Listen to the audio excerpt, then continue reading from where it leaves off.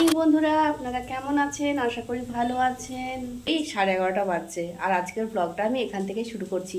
তো বন্ধুরা, আপনারা কেমন আছেন? আশা করি ভালো আছেন। আমরাও আমাদের বাড়িতে বেশ ভালো রয়েছি। আর সোমাশান্তির আরেকটা নতুন ব্লগে আপনাদেরকে অনেক অনেক স্বাগত। আমি সোমা আপনাদের জন্য নিয়ে এসেছি আরেকটি নতুন ব্লগ।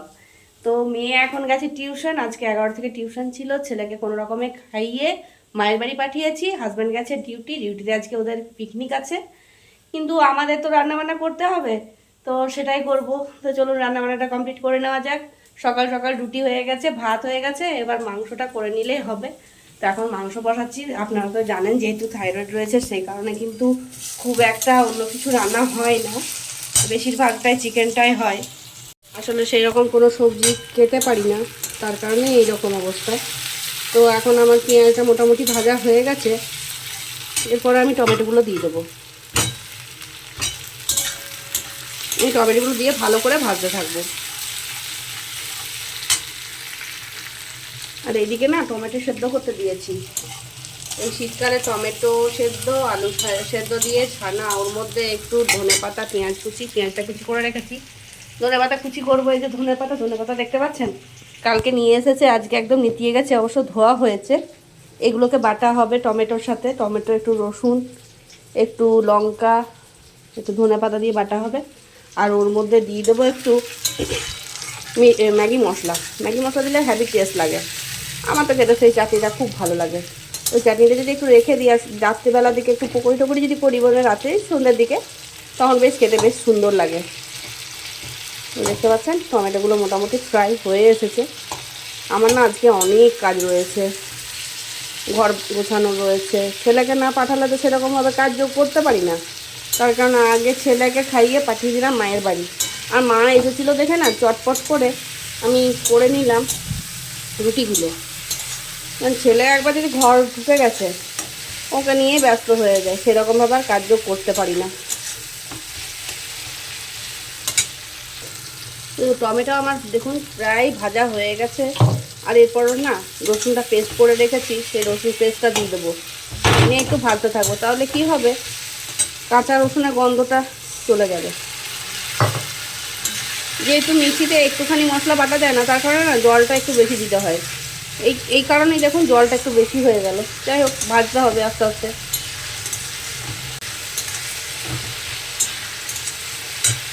আর এখানে না আমি একটা আদা, একটু লঙ্কা বাটা, মিট মশলা, নুন হলুদ মিশিয়ে রেখেছি। নুন দিইনি, সরি, হলুদ দিয়ে রেখেছি। এই মশলাটাকে আমি ভিজতে দিয়েছি। শুকনো মশলা না কড়াইয়ে লেগে গেলে যেমন পুড়ে যায়, তো তার কারণে কিন্তু একটু কম, মানে শুকনো দিই। জলটা দিয়ে পরে একটু ভিজিয়ে রাখলে পরে দেখেছি মশলাটা কড়াইয়ের মধ্যে চেটে না। তো রসুনটা আমার প্রায় ভাজা হয়ে গেছে, একদম বেশ একটা সুন্দর গন্ধ ছাড়ছে রসুন ভাজার।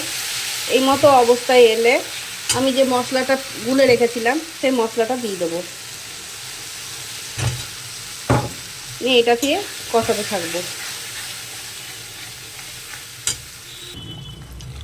মাংসর মশলাটা যতটা কষানো হবে তত খেতে টেস্টি হবে। তো একটু ভালো করে ভাজা ভাজা হয়ে যাক, তারপর মাংসটা দেবো। আর আমি মাংসর মধ্যেই নুন দিয়ে রেখেছি, এবার একটুকু মিশিয়ে নেব। মাংসর মধ্যে নুনটা আগে থেকে মিশিয়ে রাখলে কি হয়, জল বেরিয়ে যায় বেশ সুন্দরভাবে।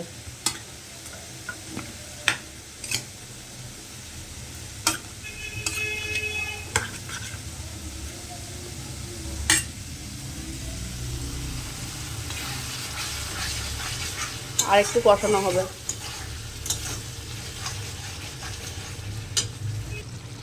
আজকে একটু তেল মশলাটা কম দিয়েছি, কারণ কয়েকটা দিন ধরে রিচ খাওয়ার পরে না আর ভালো লাগছে না, তার কারণে আজকে একটু নর্মাল রান্না করছি।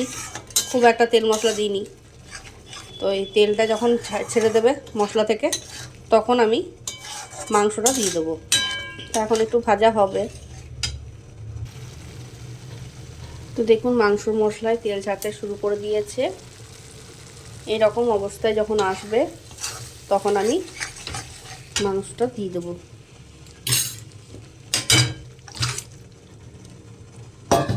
মাংসটা দিয়ে এবার আমি কষাতে থাকবো।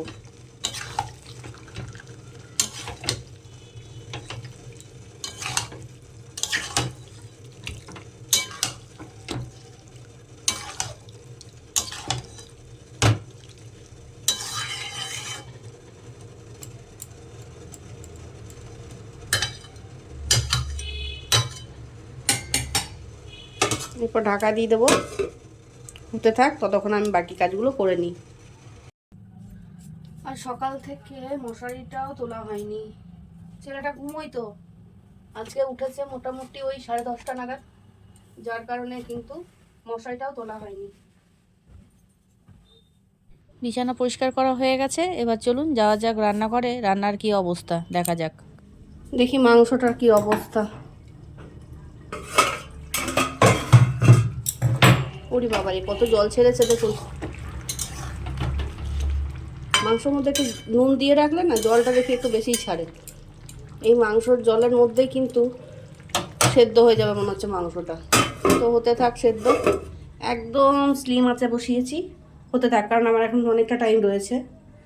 দেখি ব্যাংকটা এসেছে আমার, ঘর গোছানোর সাথে সাথে এগুলো কাচতে হবে বলে একদিকে রাখলাম, আর এই যে দেখুন আমার ব্যাংকটা এসে গেছে। কি হচ্ছে ঋষি?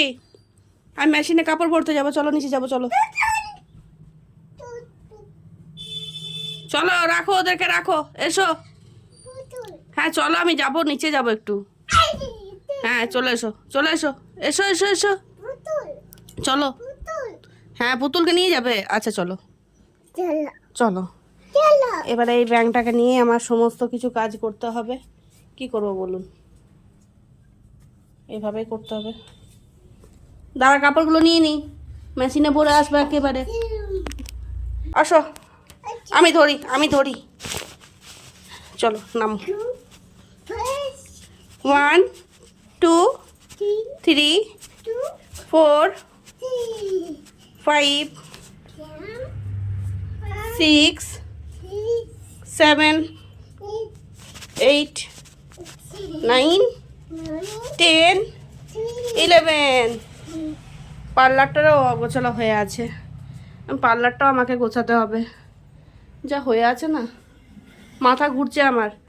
মেয়ে ছেলেদের দেখবেন শরীর খারাপ হতে নেই, মেয়ে ছেলেদের শরীর খারাপ হওয়া মানে ঘরদোরের অবস্থা খুব খারাপ হওয়া। তো চলুন এবারে পার্লারটা পরিষ্কার করে নেওয়া যাক। এই ব্যাংকটাকে নিয়ে পরে আমাকে সমস্ত কিছু কাজটা করতে হলো, তো সেই ভিডিওটা আপনাদের সাথে শেয়ার করতে পারলাম না। ছেলেটা খুবই দুষ্টুমি করছিল। আর এখন আমার পার্লার গোছানো হয়ে গেছে, এরপর উপরে যাব, দেখবো মাংসটার কি অবস্থা, কারণ মাংসটা আবার চাপিয়ে এসেছি আর নিচে কাজ করছি। চলুন উপরে যাওয়া যাক। চলো চলো।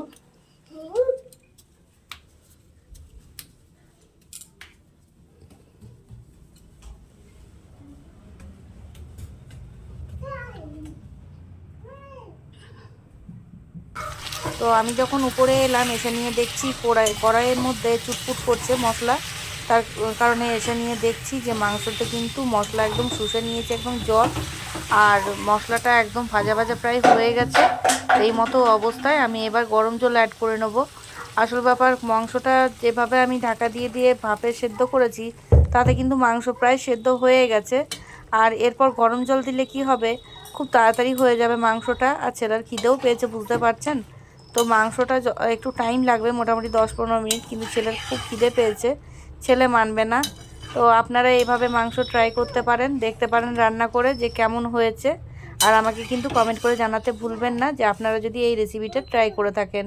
তো চলুন ছেলেটার জন্য দুধ বানিয়ে নিই, ছেলেটার খিদে পেয়ে গেছে।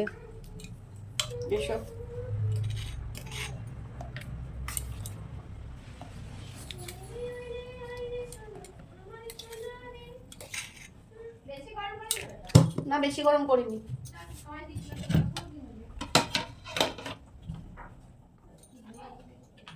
সনটি এসে গেছে আমার, সনটি।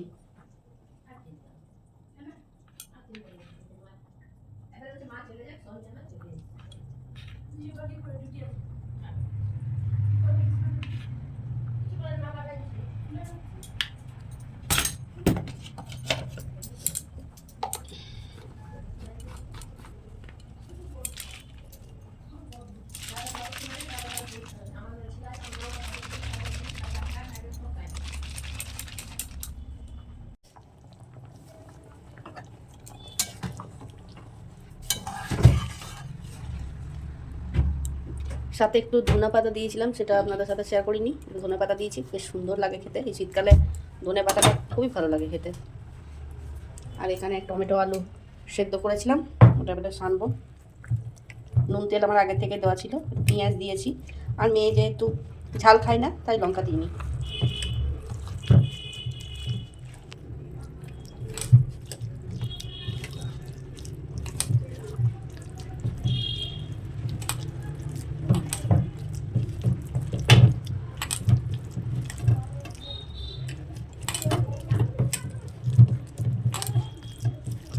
সায়ন যাওয়ার সময় বললাম টাকা নিয়ে যেতে, এখন আবার যাবে? আজকে না মা মেয়ে মিলে ভেবেছি একটু পিকনিক করব।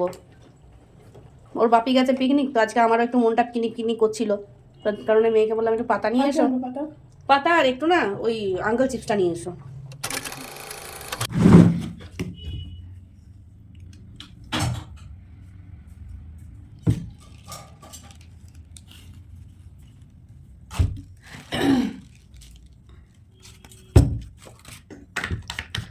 আজ মা মেয়ে মিলে বাড়িতেই পিকনিক করছি, কাউকে দরকার হয় না। আমরা যখন একসাথে ঘুরতে যাই না মা মেয়ে, আর এক্সট্রা বাইরের কাউকে দরকার হয় না। নুনটা নিয়ে এসো, মাছটাকে দেখে দাও না পারবে। জানেন আমার মেয়ের এটা আবার কয়েকদিন ধরে, কয়েকদিন না, এটা ওর বাতিক যে কোনো কাউকে যদি 3বার খাবার দিই বা এক চোখ দেখায় বা মাথায় এক ঠোক লাগে বা এক শালিক দেখা, এই ব্যাপারগুলো ওর কিন্তু বেশ মানে মনের মধ্যে স্ট্রাইক করেছে। ও কিন্তু এগুলো বেশ মানে ও ভাবে যে এইগুলো নিয়ে কিছু হয় বুঝি। তো আপনারা কি জানেন যে এইসব ব্যাপারগুলো নিয়ে কিছু হয়? আমার তো মনে হয় না যে কোনো কিছু হয়। 3বার কোনো জিনিস দেওয়া বলুন বা এক চোখ দেখানো বলুন, এগুলো তো আমার মনে হয় শুধুমাত্র কুসংস্কার। আপনারা কি মানেন সেটা কিন্তু কমেন্ট করে জানাতে ভুলবেন না।